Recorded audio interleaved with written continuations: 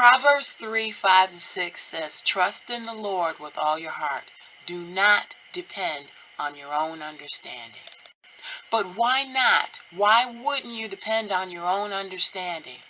In 2 Kings 6, the prophet Elisha and his servant were in serious trouble. It says, when the servant of the man of God got up early the next morning and went outside, there were troops, horses, and chariots everywhere. "Oh, sir, what will we do now?" the young man cried to Elisha. "Don't be afraid," Elisha told him, "for there are more on our side than on theirs." Then Elisha prayed, "O Lord, open his eyes and let him see." The Lord opened the young man's eyes, and when he looked up, he saw that the hillside around Elisha was filled with horses and chariots of fire. Open his eyes and let him see. Turns out Elisha's servant was frightened for no reason.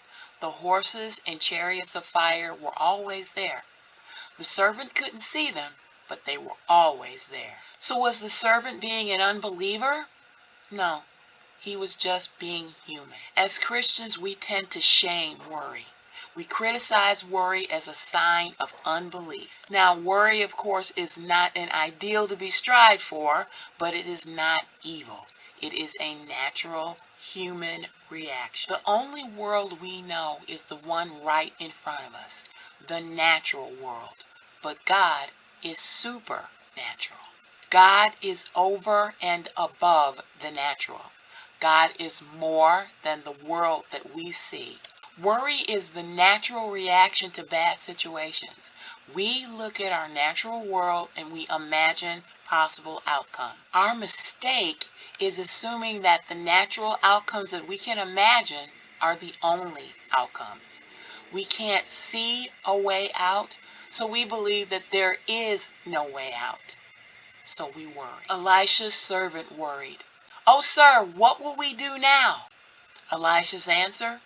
Prayer. Elijah told the servant not to be afraid, because what he saw in front of him was not all there was. Elisha prayed. He asked God to show the servant what was really going on. "Oh Lord, open his eyes and let him see." The fiery horses and chariots were always there, but the servant didn't see them until God opened his eyes. When all looks dark, your first reaction, your natural reaction, may be to worry, but it's a lot more effective to lift that worry to God. Pray. Do not assume that you know everything. Being supernatural means God is and has resources beyond what you can ask or imagine. Pray. Give those worries to God.